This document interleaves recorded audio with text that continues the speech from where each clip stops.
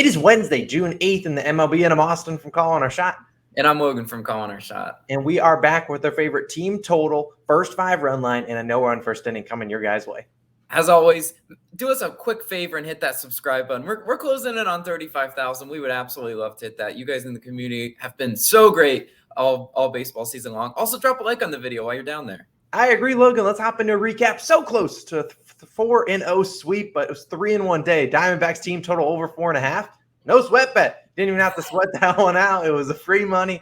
We had to wait until the 8th inning for the Diamondbacks to get cooking. They end up with 8 runs. It looked like a no sweat bet if you just looked at the final box score, but I promise you it was not that. Swanson gets us 2 singles. The Detroit Tigers, Pittsburgh Pirates, NRFI was pretty no sweat bet. Guy gets thrown out at second, trying to advance, and he gets thrown out. That's the 6th out. Marquez over 5.5 hits allowed. Not sure what I'm supposed to do with that one. He allowed 3 in the first inning. Then the Giants put their bats away, got a couple walks, and that was all they wrote. But either way, if we've been helping you guys make some money, we appreciate it. If you want to become an All-Star, and All-Stars are YouTube membership. It only costs $2.99 a month. We love all our All-Stars out there. Just click the join button on the channel. And today we have a new partnership on the horizon. We have one with Underdog Fantasy. I talked about it in my NBA video if you were checking that out.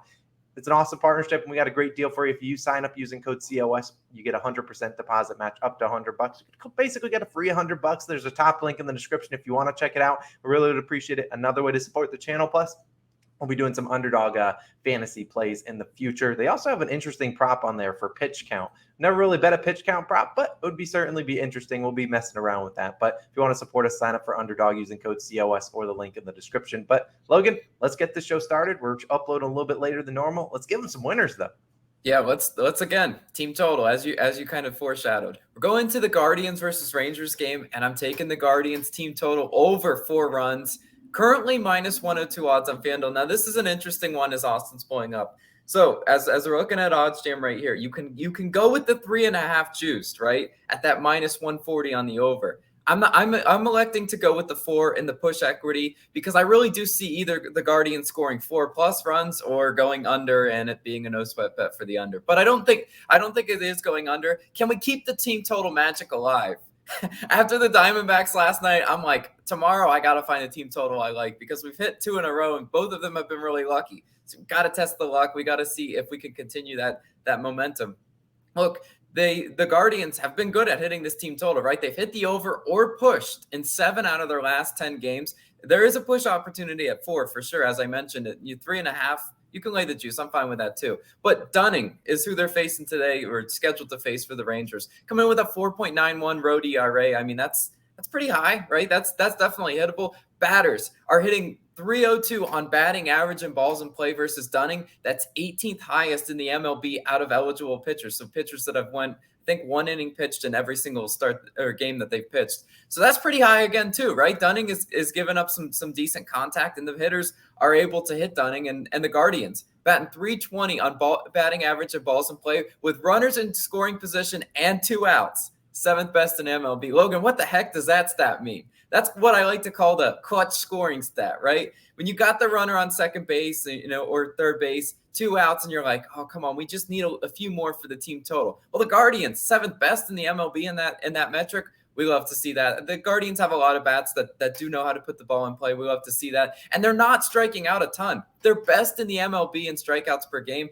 Dunning is a little bit of a strikeout specialist. If you look at his numbers, 7, 5, and 8 Ks in his last 3 starts. So if the Guardians are practicing the plate discipline like they've been showing most of the season long, Dunning might have his work cut out for him. They might be able to drive up his pitch count and get him out of there. We love to see that. Now, I pulled a few of the hitter splits. A lot of hitters haven't actually seen Dunning yet, but Naylor, for what it's worth, 2 for 2 versus Dunning, and Ramirez, 2 for 4 versus Dunning. So they've seen him before, and they have hit him before. Texas, 7th best in bullpen ERA. But how will they perform after a doubleheader, right? Yesterday, doubleheaders expend a lot of resources in the bullpen. You need a lot of arms to go in a quick amount of time. And today, they've got the turnaround. How are they going to perform? Even though they are good on the season-wise, I still think the Guardians should be able to find a few runs late in that game. That's why I'm going to go ahead and take their team total over. I did want to mention a quick lean, though. I've been running an experiment, as Austin knows, where whenever I find a run line that's minus 110 odds each way, I've been mentally or even physically myself playing the plus 1.5 odds because I just think they're setting a really hard trap on the minus 1.5. Today's experiment, I got to tell you guys, Nationals plus 1.5. Look, they're setting a hard trap to me on Marlins. This line doesn't make a whole lot of sense. The Marlins have the far superior starting pitcher in Alcantara. So I could easily see the Nats keeping this close, though, because that over-under is low. So just wanted to mention that one for anybody that's just locking in Marlins and not even thinking about it. Careful. That's what I'm going to say. But, Austin, what do you got for player props today? Actually, I wish I had a player prop. Wish, Logan. I tried hard to find you guys a player prop, but I'll mention a couple leans. Not a lot I like on the slate today, but let's talk about my favorite game pick. I'm going the Atlanta Braves minus 0.5 in the first 5, otherwise known as the first half on FanDuel Sportsbook. We're just taking the first 5 innings. We need the Braves to be leading. If you want to lay the juice, we're already laying a juice minus 145 on the run line in the first 5, and I'm fine with laying that. I know 1.5 is like plus 128 on Barstool. I don't know if I'd go up to 1.5 exactly, but I do like them to maybe a double result. The Braves should be able to win this one. Now, another pick I did consider was the Braves plus 1.5 in the over 4.5 runs in the first 5. That's plus 110. I think that's going to be pretty decent value. I just didn't want to give you guys a FanDuel only specific line because that's for the first 5 specifically. So let's talk about why I like this. Braves, huge favorites today, like minus 240 on the money line. And there's a reason why. They're facing Jared Koenig. And there's a reason you might not know that name because he's making his first career start. So we don't really know much about him. What we do know, he's a 28-year-old rookie, so not really a guy that's like 23 that's making his first ever start. He's been bouncing around in the minor leagues for a couple of years, and he's making his first career start in the big leagues on the road. And that's where we want to fade a guy. Look, I don't know much about Koenig. He could come out and be the next, Cy Young. He could be the next great pitcher, but I'm just not projecting that to happen. I mean, he's 28 years old making his first career start, lining up to be the 5th starter in this A's rotation. So they don't think too highly of him. Now, Ian Anderson will be on the mound for the Braves, and I'll be honest, he's had 3 rough starts, and I think he's going to bounce back here against Athletics. I think there's a reason that they're laying the minus 240-ish favorites on the Braves. So I think they'll be able to do it here. If we look at the A's offense, it hasn't been too great. They're 29th in runs, 30th in hits. Yesterday, the Athletics actually were able to push this line. It was a tie game after 5, ended up losing 3-2. They scored the 2 runs in the first and then pieced out. Their offense said, we're out of here, and they lost, ended up losing 3-2. And yesterday, the Braves bats, APB out for a majority of them because Acuna was the only guy that really showed up.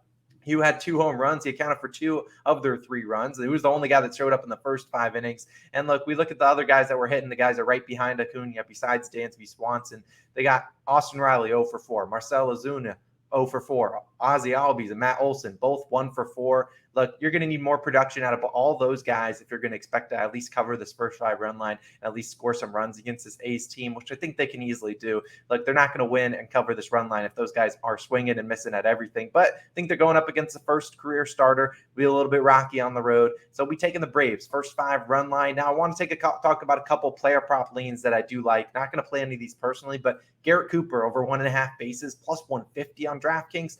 Look, this one feels like a trap, but I have to mention just for the value, Cooper's hit this in 5 straight starts. But kind of like Logan was talking about, we think the Marlins maybe falter this one. They scored so many runs yesterday. Maybe their offense just kind of falters today. And we've seen Josiah Gray pitch very well as of the last couple starts and very well on the road, which is why I'm kind of staying away from Cooper. I think he hits very well. I mean, the guy's hitting like 420 over the last 2 weeks. So I think he can still hit it. I think there's good value on it. Just going to avoid it myself. Kyle Farmer, another guy I did look at over 1.5 bases plus 120. Farmer, my family does know him and know his family.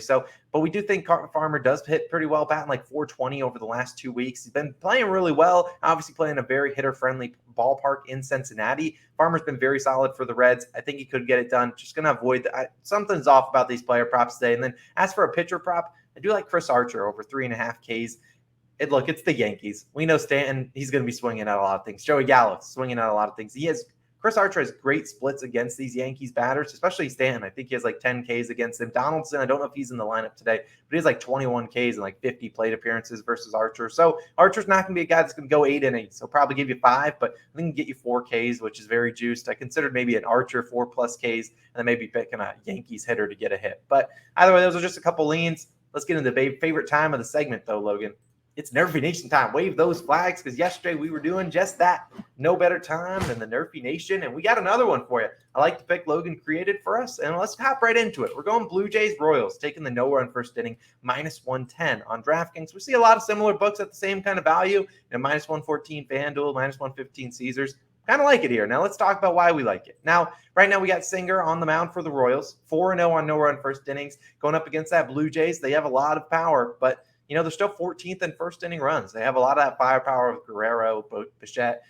And Springer. Springer's the guy I'm normally scared of. He's normally a first run home run. If we can avoid Singer hitting a home run, I think we're good. And we look at the last 2 games. Blue Jays have scored 7 and 8 runs against this Royals team, but none of them have been in the first inning. So they're still getting up runs against the Royals, just not happening in the first inning. So I think Singer's a good enough pitcher to get us that first 3 outs. What about the next guy, Logan? He's a little bit sketchy. Yeah, I mean, he is a little bit sketchy on paper, right? It's going to be Kikuchi, right?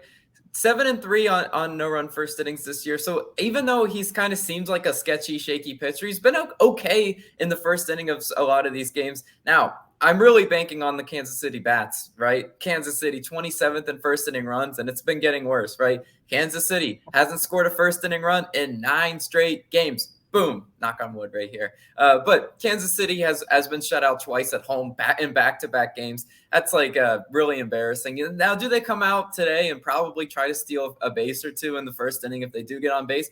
Probably. We're not going to be able to no sweat this one. That's just not how these work. At minus, at the even odd type NRFI, we're gonna need a little bit of luck on our side. But I think these pitchers are serviceable enough. And I was just doing a little bit of line reading, and I'm like, I think a lot of people are going to take the yes run first inning because Kikuchi did give up a first inning run in his last start. So a lot of people are going to think, he stinks. But he's going to come through for us today. Now, I want to talk about a couple leans, right? Because we're always looking at these no run first innings.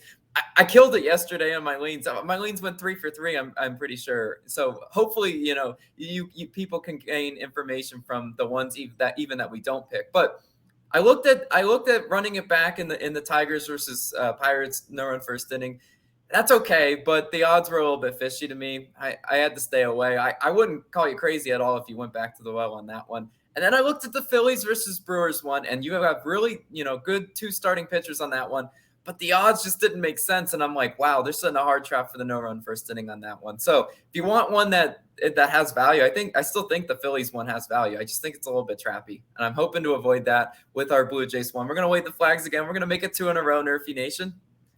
Yeah, let's go cash this out. So those are our 3 plays of the day. We got that Guardians team total over 4 runs. We get the Braves first 5 run line or first half run line. And then we have the NRFI and the Royals and Blue Jays game. We appreciate you guys for tuning in. Just a reminder about our new partnership with Underdog Fantasy. If you want to sign up, use code COS, top link in the description. Our parlay of the day is obviously on Odds Jam as well. All that details in the description. We appreciate you guys as always. It's been Austin. It's been Logan. We'll catch you guys in the next one.